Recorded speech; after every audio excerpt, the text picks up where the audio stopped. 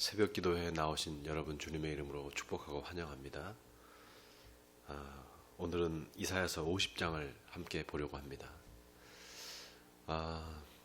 지금 새로운 이제 한 주가 또 오늘부터 시작이 되는데요. 지금이 사실 이제 강림절 기간입니다.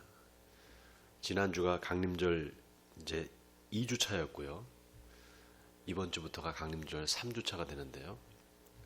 여러분이 아시다시피 강림절은 아기 예수의 탄생을 기념하는 또 그리고 예수님의 재림을 기다리는 그런 절기입니다. 여느 때 같으면 지금 이때가 교회에서는 가장 바쁠 때입니다. 예수님의 탄생을 기념하는 성탄절 행사를 준비하고 또 여러 가지 교회에서 또 뭐 그 칸타타라든지 또 각 부서마다 준비한 그런 연극이라든지 뭐 이런 것들을 준비해서 주님 오시는 날, 그러니까 성탄절의 행사로 이렇게 우리가 많이 분주할 텐데, 올해는 이 코로나 때문에 여러 교회들이 다 그런 행사들을 취소하고 또 축소하고 그러는 바람에 올해는 정말 크리스마스가 좀 쓸쓸한 크리스마스가 되지 않을까 생각을 합니다. 그러나 그럼에도 불구하고 우리 마음에는 그 주님을 간절히 기다리는 마음이 어느 때보다도 크다고 생각이 듭니다. 아기 예수로 오신 그 예수님을 십자가를 지고 우리의 모든 죄를 사해 주시기 위해서 오신 그 아기 예수님을 기다리고 또 그 예수님을 찬양하는 그런 뜻깊은 크리스마스 성탄절이 되기를 마음속으로 기대해 봅니다. 자, 오늘은 이제 이사야서 50장을 할 차례인데요. 이사야서 50장이 11절까지라서 짧습니다. 그래서 오늘은 한 절 한 절 읽어가면서 그렇게 또 기도해도 갖도록 하겠습니다. 자, 제가 읽겠습니다. 나 여호와가 이같이 말하노라. 내가 너희의 어미를 내보낸 이혼 증서가 어디 있느냐? 내가 어느 체주에게 너희를 팔았느냐? 보라, 너희는 너희의 죄악으로 말미암아 팔렸고 너희의 어미는 너희의 배역함으로 말미암아 내보냄을 받았느니라. 자, 여러분, 여기 나 여호와가 이같이 말하노라 이렇게 하나님께서 말씀하시면서 이스라엘 백성들과 하나님과의 관계를 부자 관계로 이렇게 묘사를 하십니다. 그리고 여기 나오는 어미는 누군가 하면은 바로 남유다 왕국을 얘기합니다. 그러니까 하나님께서 남유다를 이제 버리신 것이 그게 어떤 이혼 증서를 써서 내보낸 게 아니라는 겁니다. 오히려 그 어미, 다시 말해서 남유다의 배역함을 인해서 이제 내보냄을 받았다 이렇게 말씀하십니다. 여러분, 여기에는 이스라엘의 과거의 이제 풍습이 좀 우리가 알아야 되는데요. 옛날 팔레스타인 지방에서 고대에는 그 남녀가 결혼을 해서 부부관계를 하다가 남자가 이제 좀 외도를 하거나 바람을 피워서 다른 여자를 이렇게 첩실로 들 수가 있었습니다. 일부 다처제였단 말이죠. 그때 조강지처가 이제 싫으면은 합법적으로 이혼 증서를 써서 내보낼 수가 있었습니다. 그러니까 이혼을 할 수가 있었습니다. 아무런 여자가 잘못을 한 게 없어도 어떤 트집을 잡아서 이혼 증서를 써주면 그 합법적으로 이제 이혼이 되는 거죠. 아주 그 불평등한, 여자들한테는 아주 불평등한 그런 이제 법이죠. 근데 오늘 지금 하나님께서 뭐라고 말씀하시는가 하면은 그렇게 이혼 증서를 써서 내가 너희 어미, 다시 말해서 남유다를 버린 게 아니다라는 겁니다. 왜 버렸느냐? 그 유다 나라가 하나님을 패역하고 하나님을 떠나서 어떤 부정한 짓을 했기 때문에 그래서 버린 것이지, 하나님 쪽에서 어떤 부정한 짓을 해서 한 게 아니라는 거죠. 자, 여기서 이렇게 하나님께서 하시고자 하시는 말씀이 뭐냐 하면, 너희 이스라엘 백성들을 내가 끝까지 그래도 인내하고 참고 마치 부자 관계처럼 그렇게 내가 너희를 보살피는데 너희가 나를 떠나서 나쁜 짓을 했다. 그리고 우상 숭배를 했기 때문에 너희가 결국은 이제 팔려가게 되고 바벨론의 포로가 된 것이다. 지금 이 말씀을 하시는 거죠. 자, 그다음에 2절 읽겠습니다. 내가 왔어도 사람이 없었으며 내가 불러도 대답하는 자가 없었으면 어찌 됨이냐. 내 손이 어찌 짧아 구속하지 못하겠느냐. 내게 어찌 건질 능력이 없겠느냐. 보라, 내가 꾸짖어 바다를 마르게 하며 강들을 사막이 되게 하며 물이 없어졌으므로 그 물고기들이 악취를 내며 갈아여 죽으리라. 내가 흑암으로 하늘을 입히며 굵은 배로 덮느니라. 여러분, 하나님께서 이스라엘 백성들을 애굽에서 인도하실 때 여러 가지 그 애굽의 재앙이 이제 임하잖아요. 그리고 하나님께서 특별히 홍해 바다를 갈라서 또 요단강을 이제 건너서 이스라엘 백성들을 가나안 땅으로 인도하시지 않습니까? 그때 하나님께서 일으키신 여러 가지 기적들과 표적들이 있었습니다. 그걸 보면은 하나님이 능력이 없어서, 하나님이 어떤 힘이 없어서 이스라엘 백성들을 바벨론의 포로로 잡혀가게 한 게 아니라는 겁니다. 하나님의 능력이 없어서가 아니라 너희들이 내가 불렀어도 대답하는 자가 없었고 내가 너희를 구원하려고 했어도 너희가 내 말을 듣지 않았다는 거죠. 자, 그 다음에 4절을 읽겠습니다. 주 여호와께서 학자들의 혀를 내게 주사 나로 곤고한 자를 말로 어떻게 도와줄 줄을 알게 하시고 아침마다 깨우치시되 나의 귀를 깨우치사 학자들 같이 알아듣게 하시도다. 주 여호와께서 나의 귀를 여셨으므로 내가 거역하지도 아니하며 뒤로 물러가지도 아니하며 나를 때리는 자들에게 내 등을 맡기며 나의 수염을 뽑는 자들에게 나의 뺨을 맡기며 모욕과 침뱉음을 당하여도 내 얼굴을 가리지 아니하였느니라. 여러분, 1절부터 여기 3절까지는 하나님께서 이스라엘 백성들을 계속해서 사랑하시고 또 그들을 구원하시려고 했는데 이스라엘 백성들이 패역하고 하나님을 떠나서 결국은 그들의 죄 때문에 이제 바벨론에 팔려가게 됐다. 이 말씀하셨잖아요. 4절부터는 무슨 말씀을 하시는가 하면 4절부터는 하나님께서 세우신 종이 있다는 겁니다. 하나님께서 특별히 하나님의 일을, 사역을 맡기신 종이 있는데 그 종은 어떤 종이냐. 학자의 혀를 가지고 있어서 곤고한 자가 있을 때 그 곤고한 자를 어떻게 위로할 줄을 알고 또 아침마다 하나님의 말씀을 깨우치게 하셔서 하나님의 뜻을 알게 했다는 겁니다. 바로 이사야 선지자를 지금 말하는 거죠. 그런데 이 이사야 선지자를 빗대어서 지금 누구를 얘기하는 건가? 바로 예수님, 하나님의 그 고난받는 종으로 오실 메시아를 얘기하는 겁니다. 그 메시아가 어떤 분이냐? 하나님께서 그 귀를 열어주셨고 그리고 하나님께서 특별히 하나님의 일을 감당하게 하셨는데 그 마음의 심지가 워낙 단단해서 절대 어떤 외압에 의해서 흔들리지 않고 끝까지 그 하나님의 일을 감당하기 위해서 최선을 다했다는 겁니다. 그래서 어떤 어려움이 있어도 뒤로 물러서지도 않고 정말 그 고난과 핍박을 당하면서도 모욕과 침뱉음을 당하면서도 끝까지 그 하나님의 뜻을 이루려고 했다는 겁니다. 자, 여기 나를 때리는 자들에게 내 등을 맡기며 나의 수염을 뽑는 자들에게 나의 뺨을 맡기며 모욕과 침뱉음을 당하여도 내 얼굴을 가리지 아니하였느니라. 실제 이사야 선지자가 하나님의 말씀을 이제 전할 때 온갖 정말 모욕과 핍박을 다 당했습니다. 그런데 지금 이사야 선지자의 이렇게 핍박과 고난이 누구와 연결되는가 하면 바로 예수님, 이제 앞으로 이 땅에 오셔서 십자가를 지고 돌아가실 그 메시아 예수 그리스도를 지금 연결시켜서 말하고 있는 겁니다.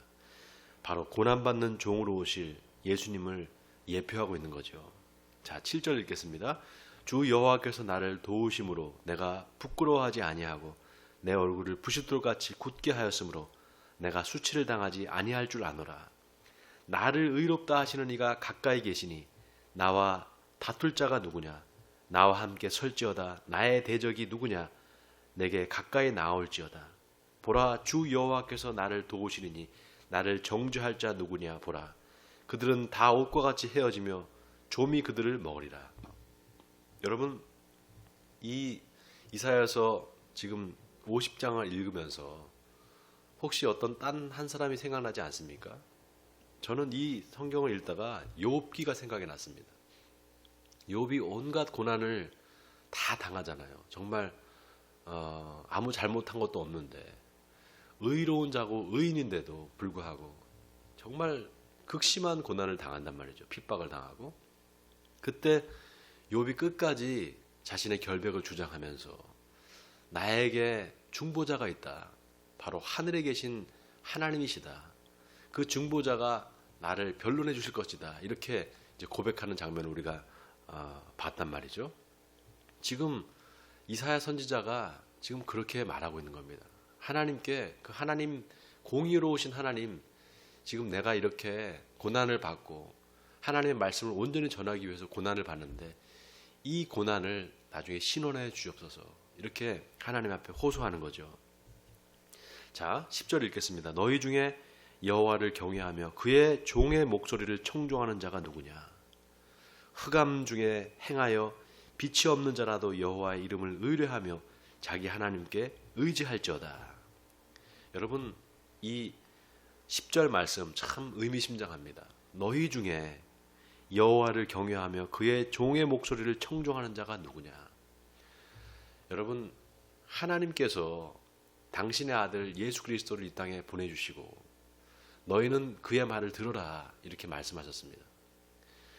그래서 예수님께서 오셔서 당신이 어떤 말씀을 하실 때도 자기가 말하는 것이 아니라 하나님께서 시키는 것만 자기가 말한다. 하나님을 대신해서 자기가 말한다. 늘 그렇게 예수님께서는 자기를 드러내지 않고 오직 하나님의 말씀만을 전하려고 하나님의 뜻만을 전하려고 했습니다. 근데 사람들이 그의 말을 듣지 않았죠. 여러분 지금도 마찬가지입니다.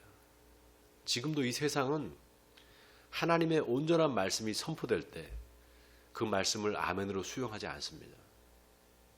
많은 사람들이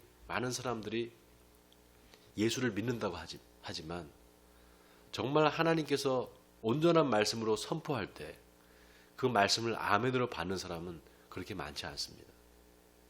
왠지 아십니까? 그 말씀이 내 삶에 유익이 되지 않는다면, 그래서 그 삶이 내가 생각하기에 내 중심적으로 생각했을 때 그게 나하고 아무 상관이 없다면 그게 아무리 진리라고 하더라도 그 말씀을 받아들이지 않습니다. 요즘 현대인이 그렇습니다. 그런데 그렇기 때문에 어떻게 해야 되느냐? 하나님의 말씀을 전하는 사람들이 그 사람의 삶에 딱 맞춰서, 청중의 삶에 맞춰서 말씀을 전해야 되는 그런 지금 어려움이 있습니다. 그런데 여러분, 우리가 하나님의 말씀을 들을 때 우리 마음이 어떤 상태인가를 봐야 됩니다. 하나님의 말씀을 들을 때 내가 순종하는 마음으로 듣느냐, 아니면 불순종하는 마음으로 듣느냐, 아니면 내가 나한테 이롭고 내가 귀에 들리고 싶은 말, 내가 듣고 싶은 말만 듣느냐. 같은 말씀이 선포돼도 여러 사람들마다 다 그걸 듣는 것이 다 다릅니다. 여러분, 하나님께서 우리에게 원하시는 것은 하나님의 말씀이 선포될 때 온전히 그것을 아멘으로 받는 것입니다. 그렇지 않으면 우리가 선택적으로 하나님의 말씀을 듣게 되고 자기중심적으로 그 말씀을 해석하게 됩니다. 그러면 어떻게 됩니까? 하나님의 뜻이 온전히 전달될 수 없고 그 뜻대로 살 수 없게 되겠죠. 주의 종도 마찬가지입니다. 하나님의 말씀을 선포하는 자가 자기중심적으로 어떤 자기의 공동체의 이익이 되는 쪽으로, 그리고 자기 자신이나 어떤 한 사람의 어떤 이익 집단의 이익이 되는 쪽으로 그렇게만 설교를 한다면 그건 잘못된 설교입니다. 하나님은 분명하게 우리에게 말씀하십니다. 온전히 하나님의 말씀을 선포하고 그 말씀에 순종하기를 원하십니다. 예수님께서 이 땅에 오셔서 말씀을 선포하실 때 왜 그렇게 사람들이 예수님을 죽이려고 하고 핍박을 했는가? 하나님의 뜻을 온전히 전하려고 하니까 사람들이 핍박이 오고 또 예수님을 죽이려고 했던 겁니다. 지금도 마찬가지입니다. 지금도 세상은 온전한 말씀이 선포될 때 그 말씀은 들으려고 하지 않습니다. 자, 마지막 11절 보겠습니다. 보라, 불을 피우고 횃불을 둘러 띈 자여, 너희가 다 너희의 불꽃 가운데로 걸어가며 너희가 피운 햇불 가운데로 걸어갈지어다. 너희가 내 손에서 얻을 것이 이것이라. 너희가 고통이 있는 곳에 놓으리라. 자, 여러분 여기 보세요. 보라, 불을 피우고 횃불을 둘러띈 자여. 이 사람들이 누군가? 바로 하나님의 말씀을 거부하는 사람들, 하나님의 말씀을 들을 때 불순종의 마음이 일어나는 사람들. 그 사람들은 결국 어떻게 될 것인가? 하나님께서 그들을 버리실 것입니다. 그리고 그들이 고통 중에 놓을 것이다, 이렇게 말씀하고 계십니다. 여러분, 우리가 이 말씀을 좀 잘 명심해야 될 게요, 이 마지막 때가 되면 하나님의 말씀을 사람들이 잘 들으려고 하지 않습니다. 자꾸 이제 귀가 가려워서 자기의 귀에 듣고 싶은 얘기를 들으려고 합니다. 그렇기 때문에 선생을 많이 둡니다. 여러분, 선생을 많이 둔다, 이 말은 뭐냐 하면 자기의 듣고 싶은 대로 자기가 좋아하는 쪽으로만 말씀을 듣는다, 이 말입니다. 지금 유튜브를 보고 또 이제 온라인에서 설교하는 동영상들이 엄청나게 많이 올라오잖아요. 근데 사람들이 그거를 이제 쇼핑을 합니다. 쇼핑을 해서 이 말씀도 들어보고 저 말씀도 들어보고, 그래서 자기가 원하는 쪽으로 이제 세팅을 합니다. 그래서 조금 더 들어보다가 실증이 나면 그 사람도 이제 안 듣고 또 다른 사람, 이렇게 계속 말씀을 이렇게 돌아가면서 자기가 듣고 싶은 것만 듣는 그런 지금 성도들이 참 많습니다. 교회에 나오지 않고 그냥 집에서 예배 드리면서 설교만 듣고 그냥 신앙생활을 하려고 하는 사람들이 지금 많아졌다고 합니다. 여러분, 지금 코로나 때문에 어쩔 수가 없다고 하더라도 여러분 이거 반드시 기억하시기 바랍니다. 하나님의 말씀을 들을 때 우리가 어떤 태도로 듣는가? 하나님의 말씀에 온전히 내가 그걸 아멘으로 마음속으로 아멘하고 듣는가? 아니면 그냥 내가 듣고 싶은 것만 듣는가? 여러분, 오늘 곰곰이 한번 생각해 보시기 바랍니다. 오늘 이 말씀을 생각하시면서 내가 주님의 말씀을 들을 때 내 귀가 열려지게 해주시옵시고, 그리고 그 말씀을 들을 때 아멘으로 내 마음에 화답하게 해주시옵소서. 이렇게 오늘 다짐하고 오늘 하루도 여러분 이 말씀을 붙잡고 하루도 승리하는 여러분 되시기를 주님의 이름으로 간절히 축원드립니다. 자, 우리 같이 기도할 텐데요, 이렇게 기도했으면 좋겠습니다. 하나님, 이 마지막 때에 내가 하나님의 말씀을 들을 때 내 편의대로 내 귀에 듣고 싶은 대로 듣는 것이 아니라 하나님께서 하시는 말씀이라면 내가 다 듣겠습니다. 아멘으로 화답하겠습니다. 이렇게 순종하는 마음을 나에게 주셔서 이렇게 기도했으면 좋겠고요. 또 하나는 지금 이 시대에 수없이 많은 설교들이 올라오고 또 수없이 많은 콘텐츠들이 이제 그 설교라는 이름으로 또 성경 공부라는 이름으로 굉장히 많이 이제 올라오는데, 정말 하나님 나에게 영적인 분별력을 주시옵소서. 어떤 말씀을 들을 때 이 말씀이 정말 하나님의 말씀인지 아니면은 인간의 말인지 그거를 분별할 수 있는 분별력을 나에게 주시옵소서. 이렇게 기도했으면 좋겠습니다. 그래서 영적 분별력을 가지고 하나님의 말씀을 들을 때 참 하나님의 말씀이면 아멘하고 그 말씀대로 행하게 해 주시옵소서. 이렇게 함께 기도했으면 좋겠습니다. 자, 같이 오늘 기도하겠습니다. 기도하십니다.